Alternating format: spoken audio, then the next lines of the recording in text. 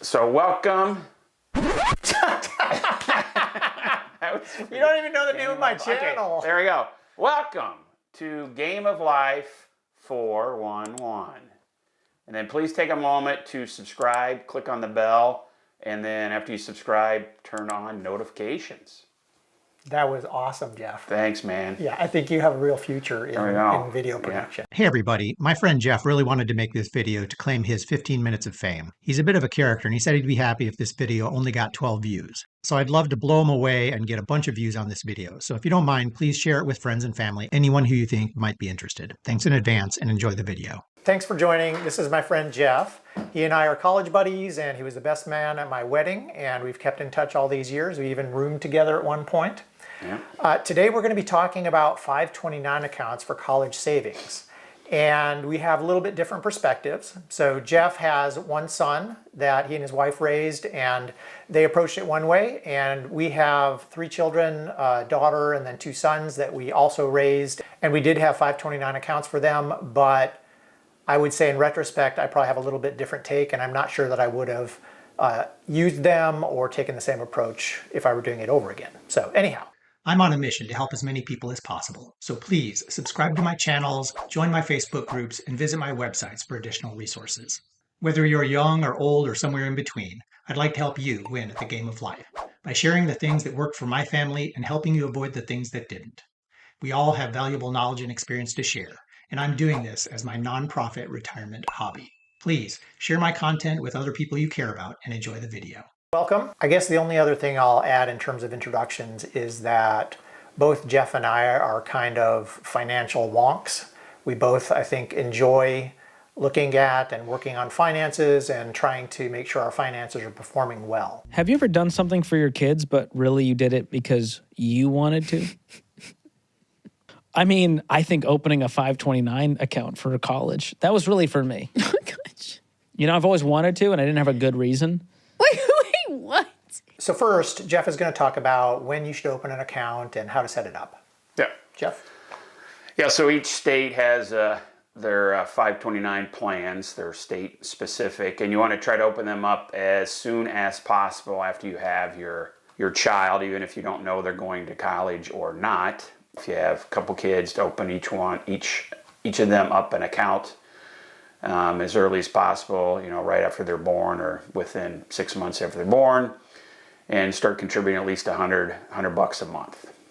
And will you miss that, Jeff? I don't think you'll miss it. I don't think you'll miss the that $100 $100 a month. What about? You're going to miss it initially, but after a while, you're going to go, you know, just make it an automatic deposit right into the 529 account because a lot of them are set up for direct deposit, and then you can actually have that automatically go right into the investments that you choose. And I mean, let's be realistic. A lot of people probably blow that amount of money on Starbucks every month. That's true. That's true. Yeah, so better to put it toward your child's future. Right. And if you save early, you're taking advantage of all that compounding over all those years. So, That's right. Because your child's not going to go till, 17 or 18, so that's a lot of years to put $100 a month away. That's right. So what about the beneficiary? So the beneficiary, you name the beneficiary. In most cases, it's your child. But later on, if things happen or things change with that child, you can change the beneficiary very easily. We'll talk about something a little later about rolling any leftover amounts into a IRA, which you can then change the beneficiary to yourself. So the beneficiary can be easily changed on who is entitled to those funds in that account. Right. And I think that's pretty important because to give some additional context, life is unpredictable. And even if you think your children will go to college, they might not. They might make different choices. And in Jeff's case, his son first went to college, but then he dropped out and decided to try a different career path. And now he's back in school. Yep. And in my case, 2 of our 3 children weren't sure that they were bound for college, right? And of course, you don't discover that when you start making these contributions to the 529 account. You discover it much later. And so we had some changes we had to make. My youngest son, Xavier, he started going to community college and then decided it wasn't for him. And he pursued the electrical trade for a year. He's since, re-enrolled in school. He kind of decided that the electrical trade wasn't what he wanted to do long term. But we always encouraged our kids, it's like, hey, if you want to pursue a trade, that's a perfectly acceptable way to do so, and you can make a good living doing that. But he's now going back to college. So if you have a child who changes their mind, you have to be able to change that beneficiary, right? And in the case of our son, Xavier, when he made that choice, we still had 2 other kids in college. And so we just reallocated those funds to their 529 accounts to offset their expenses. Yep. And then also for contributions, when you make contributions to the plan, anybody can make a contributions to anybody's plan. So your neighbor can make a contributions to your child's plan, or grandma, grandpa, or you can. And then depending upon the state, you got to check states, because each state is different. You can then have a possible tax deduction for those contributions. So like in Wisconsin, where I used to live, you can take $5,000 off your taxes. So if you put in $5,000, but if you're doing $100 a month, you're not putting in $5,000, but you can take up to $5,000 off your taxes. Other states may have no deductions. Other states, like North Carolina. Right. Thank you, North Carolina. Yeah, other states have higher ones. Other states have lower ones. And the other thing you can do is, if you had some money or a CD that came due, for example, you can do like a lump sum or a big amount in one year. So if you had a 529 plan, you put in, like, let's say 50 grand because a CD came due, or you inherited some money, then you can take that 5 grand off over the next 10 years, so you can spread out that money, so you're not just limited to the 5 grand for the first year that you put in the 50 grand. You can then keep stretching that out over 10 years and take 5 grand over the next 10 years. Right. We're going to share a map that I found online that shows what some of the deductions are at the different states. It's not necessarily up to date, so we know, for example, the number it shows for Wisconsin is incorrect. But it is out there. That information is out there, so make sure you know what is correct for your state. So Jeff, what's my favorite color? It's that one color starts with an O. What is it, Jeff? Tell It's me. orange. Orange? It's orange. What color is orange? It's that color. Okay, so if anybody can guess where Jeff grew up, it's not Right. Wisconsin. No. But it's a special area where the dialect is such that the word orange is Right. pronounced orange. Exactly. Okay. Okay, and you talked about contributions. Yep. We haven't talked about deductions. So Oh yeah. Oh, and also on contributions, you get a tax deduction at the state level, depending upon your state, but you get no federal deductions for your contributions. that's right. And I actually misremembered from the past. I thought that there at one point had been a federal deduction for 529s. That's not the case. But I think I misremembered that because I was kind of cranky about how things evolved in North Carolina. Because in North Carolina, when we set up these accounts for our kids, there was a state income tax deduction. And then they took it away. And we were stuck with these 529 accounts. So I'm not sure that I would have made the same decision to set up those accounts if I had no deduction. But once you have set them up, then you're kind of stuck in that model, right? And you have some limitations on how you can spend the money then for your kids. You have limitations on the investments, etc. Okay, but a lot of states, and if you look at that map, it looks like, I don't know, 2/3 to 3/4 of Yep. states Yep. offer a tax deduction. And some states have unlimited deductions, Right. which is really cool. 100%. So, but not all states will do that. So Right. if you want to So do a you lump always check. sum, that's right. Make sure you know for sure. So how do we use the funds that are then in your 529 accounts, and what can they be used for? Yep. So you can use your funds. In some states, you can check on this, but you can use some funds for K through 12 in some cases. So you can check on that, but it's really built for higher education, going to college or technical school or community college. And you can use it for almost all your expenses at college. You can use it to pay the tuition. You can use it for room and board. You can use it for book and fees. You can buy a laptop or a computer if the beneficiary is specifically going to use that for their schooling. So it's very flexible on what you can use it for. You probably want to just maintain receipts, but it's pretty easy to do the withdrawals. You just go on the account, you say how much you want to withdraw. You say it's a qualified educational expense, and then the withdrawal can then show up in your checking account, and then you can, pay the tuition online or however you do that.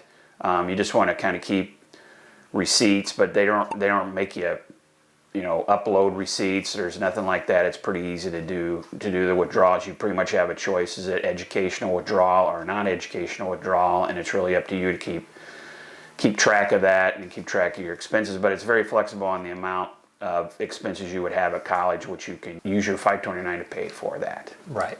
So the terminology that they use is qualified higher education expenses. Yep.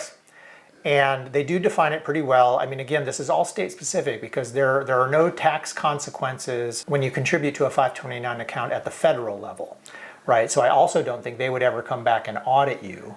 Right. I don't know how often states will audit tax returns, but I'm sure that happens, right? Because they don't take everybody on faith.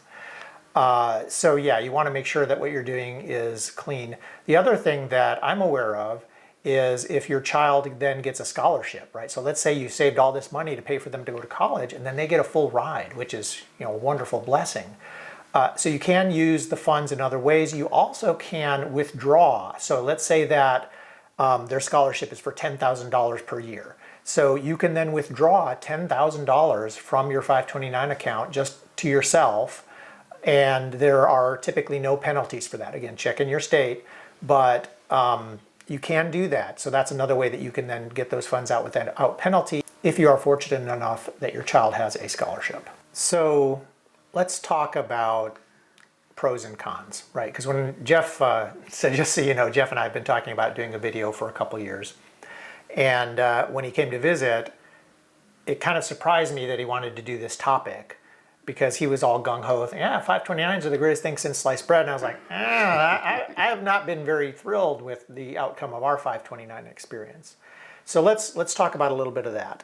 I will say, if everything lines up the way that you want it, and if your state offers a tax deduction, it probably makes great sense, right? I mean, when we initially signed up, that was our situation. We thought everybody was going to college. Our state did offer a tax deduction. Wonderful. But what we found is that, life changes and life is unpredictable. So in retrospect, I'm not sure I would do that.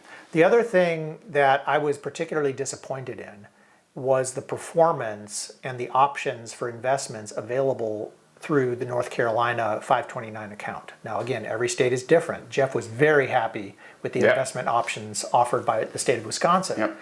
So I was doing some research this morning because what I remember, and this was just heart-crushing, heartbreaking to me, there was literally a decade when our children were young and their accounts almost grew not at all. And I was just like, this is terrible, If I had the funds in any other account, I could have managed them in the investments that I normally would, and it would have performed a lot better because our overall portfolio did not perform as poorly as these 529 accounts did. Yep. And so as I was preparing for this video, I tried to do a little research and figure out why. So I was looking again at the North Carolina 529 account, and they list about 8 or 10 different investment options. They all start with the word Vanguard, right? And Vanguard is a reputable firm. Yeah. But, let's see, it didn't come out on my printout. Oh, yes, it did.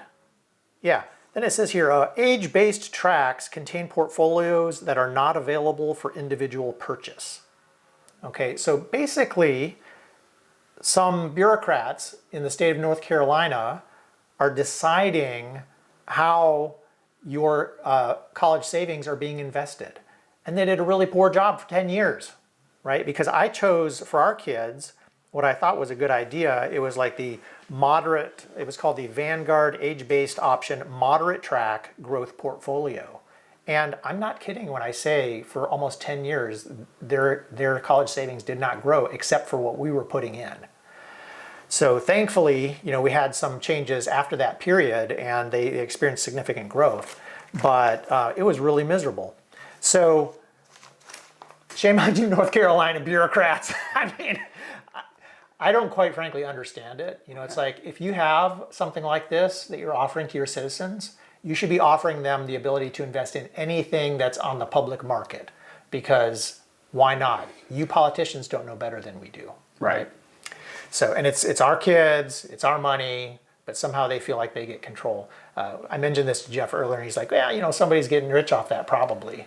You're probably right. Yeah. Well, I mean, yeah, on age-based anything, because you can invest in age-based retirement plans too. You can, yeah. And they're supposed to switch their allocation between, you know, bonds and equities, and the percentages are supposed to change over time. But you know, like the plan I was in at Wisconsin, you could do aggressive growth. I mean, you could select an aggressive growth plan.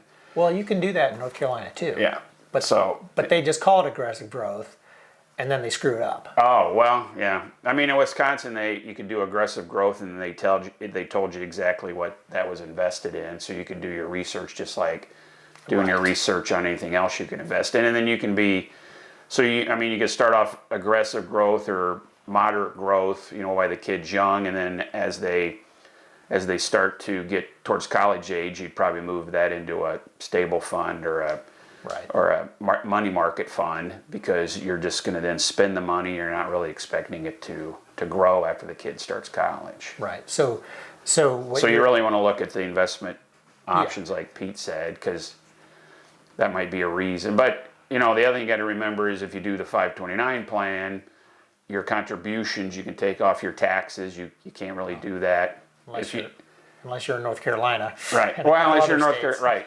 You can, in most states, you can take it off your taxes. You can't do that if you're like, oh, I'm going to open up my own little side investment account and do it on my own. Right. Can't take and then when you start drawing the money out, if it's your own little investment account, you know, you're paying capital gains. Investors, you're not paying any capital gains. All earnings that come out of that account, and you're using it for qualified expenses, is all tax free. Right. So. Right. And again, you know, what I'm saying is with 20/20 hindsight. Right. Right. I mean, everybody's experience is not going to be the same, but I feel like we would have been better if we had just had that as part of our assets and said, hey kids, this is how much we're going to contribute to your college education. I would have paid the taxes on those gains. I think we would have come out ahead, right? Because instead of $30,000, we might have had $50,000 because it actually would have grown. Yeah. Right. So do your, like anything else, just do your research. Yes, But exactly. there are advantages. I mean, they set up advantages. There are, but you to also get you to have do the saving. So. There are, but you also have additional overhead, right? Because the other thing, if I did it that way, then guess what? I don't have to keep track of receipts. I don't have to do any of this other stuff, right? Because it's my money.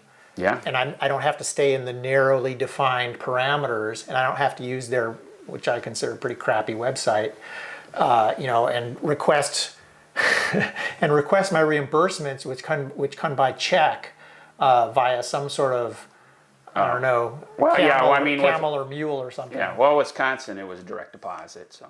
Yeah, see again. Normally, Check out your state. Out your state. Let me be clear. I am a huge fan of North Carolina. We've lived here for 30 years. We love North Carolina, but wow, that 529 program in our state needs a lot of work. Yeah, I mean, when I hear what Jeff's experience was in Wisconsin compared to what we experienced here, not cool, guys.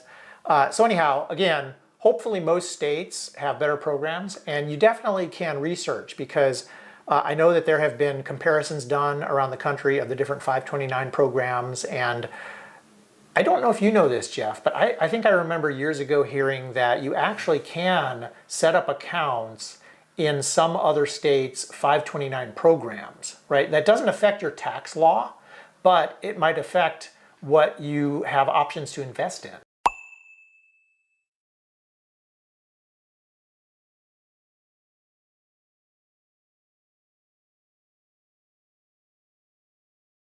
Right.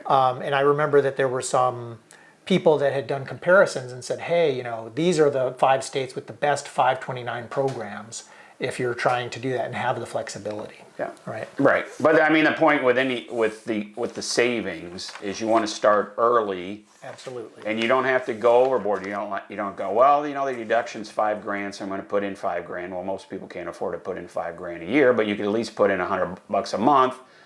And if you do that, you know, the day after they're born or a week after they're born, that is a heck of amount of money that you're saving for college, and then you're not stressed at the point, you know, 5 years out or when they start high school, like we don't have any money for college, and where the heck are we going to come up with that? Right. So it's an option. They give you a lot of benefits to use that option, but I mean, you could set up a savings account, you can set up a separate individual investment account and do the same thing. But the key thing is to start saving something as early as possible, and don't put it off, because you're losing that whole compounding over the years if you delay that. Yeah. And I think, to your point, no matter how you save for college, Right. start early, Right. let those funds compound. I mean, it's the same principle no matter if you're saving for college or for your retirement.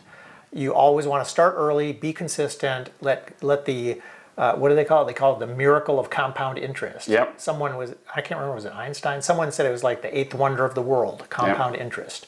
So use that to your advantage.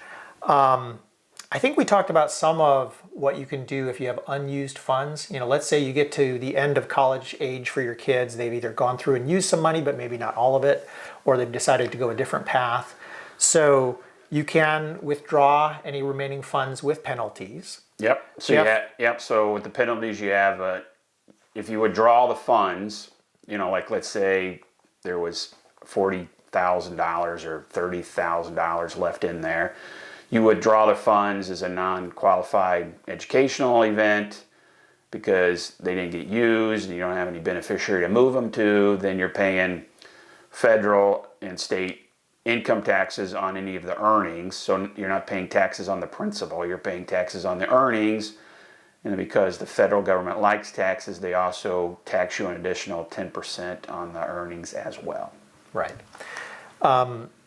The other thing you can do, did you already talk about the rollover? No. So a brand new thing, maybe the last couple years, they also allow you to roll up to $35,000 over into a Roth IRA, and that would be a Roth IRA for the beneficiary. So you can say, well, I don't want to roll over a Roth IRA for my child. I'd like to throw it in my Roth IRA. So all you have to do is just go into the account, change the beneficiary to yourself, and then you can roll up to $35,000 over into a Roth IRA. Now, they have some stipulations like the 529 plan has to be open 15 years. So if you stick with what we talked about, it will be open for 15 years. You're limited to $35,000. There's no tax for that rollover into the Roth IRA. At the federal level, you want to check with your tax advisor to see if there's any issue at the state level. But that's a new thing, because people are going, well, I got this leftover money, we saved too much or whatever happened, and if I take it out, you're going to tax me at the state and federal, and then the feds are going to want another 10. And then the feds go, okay, well, we'll let you roll over $35,000 to a Roth. We won't tax you on that, but your account has to be open at least 15 years, and it's got to be going to the beneficiary's Roth IRA, which is easily changed to yourself to roll it over into your own IRA or Roth IRA. Right. The other thing I don't think we've mentioned, so you have talked about changing the beneficiary. There are a couple other scenarios that people can do, right? So one of them I remember is you can actually change it to yourself, and then let's say you want to go take some classes at the college, later in life, just for personal enrichment or because you want to change careers or get an advanced degree. You can use those 529 funds that you had, excess of what your children needed for yourself. Yep, right? You can do that too. You can do that. I think you can also change them to your grandchildren. Yeah, you can change the beneficiary to anybody. Right. Yep. But I mean, like, for example, most people probably won't have grandchildren just after their kids graduate from college. We hope, right? Yeah. We hope there's a little gap in there. Well, you never know. You never know, but that's maybe not what the scenario everybody wishes for. Yeah, so unused funds, you can take them out as cash, pay some penalties. You can roll them over to a Roth IRA, or you can change the beneficiary to somebody that you want to start saving for college for. I think one of the other things I wanted to just touch on was philosophy, right? So when my wife and I decided to save for our kids for college, we had a couple things in mind, right? So we were very cognizant of the 3-generation wealth curse. And I don't know, Jeff, if you're familiar with that or not. Have you heard of the 3-generation? I've heard of it. You've heard of it, but you don't really know what it is. I think you did a video on it. I did. Yes. Yeah, which but I would don't suggest. remember what. I don't think I was cursed, so maybe I didn't pay attention. Okay. Well, as your friend, Jeff, I might disagree with that statement. No. But just, in terms of raising your children and in terms of us raising our children, it was something that I saw affect my extended family growing up. We weren't like, old money type things, but my grandfather was very successful and I just saw some problems in our family as a result of that. So, and my wife had also in her family. So 2 separate families, we'd seen similar problems. And so we just were very cognizant of that. And I did put together this video. Thanks, Yep. Jeff, for the plug. There you go. So you might want to rewatch it just to refresh your memory. There we go. Yeah. But I would suggest, that you might want to take a look at that. The other things in terms of philosophy, and it's related to that, right? So because that was sort of our foundational outlook and on how we wanted to raise our kids to avoid that curse, we wanted our kids to work and contribute to their college educations. We never intended to put away enough designated money for them to have a free ride, and certainly not enough for them to go to an out-of-state college or to some crazy, expensive college, Yep. right? The plan was always, we expect you to work and contribute to your own education. We will contribute some. We want you to learn work ethic, and we want you to be wise in your college choices. Choose an in-state college, not a ridiculously priced one, Right. and pick a career that actually will have, pick a major that will actually have a career outcome that will earn you a decent living, Yep. and things like that, right? Yep. So those were kind of the criteria that kind of boiled into why we saved what we did and how we went about it. And then, also informed how we raised our kids up, right? So we had them working from a very early age. Hey, looking good, Child Rebel Force. And that required a lot of parental guidance and assistance because obviously, they don't know how to make money and work and be responsible. They're kids, right? So Right, you have yeah. to gradually, educate them in that process and bring them up in it. So I have this other video, Another video. which you probably haven't watched. It all ties together. It does, but you don't have any, you had Andrew, he's now 23. Yep. And so, you don't need to, this is an age-based, how to teach your kids how to be responsible adults when it comes to money and how to teach them good work ethic and just sharing the things that worked for us so that hopefully you can benefit from those if you want to try similar things. And also some things that maybe didn't work, right? Because I always like to hear more like what didn't work for people so that I can not do that. Right. And learn from their mistakes. Okay, other thoughts, Jeff? I think that's it. I think just reiterate the fact that you want to start, even if it's whatever the amount is, just open the 529 account and get it going. And if you don't know what investment one to pick, just pick one of them and start saving, because you can always adjust later. You can ask people. You can ask your financial planner if you have one, which one you should pick, if you should have, because you can also invest in multiple funds in those accounts. So the whole concept is to start early, start with some amount, then and over time you should be able to increase that amount, and then then the kid can also work and help contribute to that fund as well. And then over time you've got the money and you're not scrambling, filling out scholarship applications or whatever else you're trying to do in high school because you have $0 saved for college. Yeah, absolutely. Well, thank you for watching, and I've had a lot of fun doing this because Jeff is one of my oldest and dearest friends, and we always have a good time when we get together. Yeah. He's a pretty funny guy. I don't know if it'll come through in the video. But I've really enjoyed this, Jeff. Thanks. Yeah, thank you. Appreciate it. Very nice. Yeah. Thank you. So, Jeff, do you think that they should subscribe to my channel? I think now? they should subscribe. I'm gonna. What is it? 411. I know that. Jesus Christ. I don't know if you're being serious or not. Game of Life 411. Game of Life 411. There you go. So you subscribe. You're logged on to Google. You get notified when Pete releases new awesome videos. And he has a very good selection of videos, hip surgery, cars, and financial That's right. tips. Yeah, and He's got it all covered. Yeah, and maybe we'll even maybe I'll even put out a car video about these performance center Oh driving yeah, schools. that was a lot of fun. That was a blast. That was a blast. Yeah, so I definitely will be sharing some shorts because it was a lot of fun. All right. But anyhow, thanks everybody. Thank Have you. a great day. We hope you learned something, and yeah, take care. It's your world and I'm just a squirrel trying to get a nut to move your butt. Please subscribe now. You know you want to. And why not go nuts and set notifications on so you'll be notified every time I put out new content.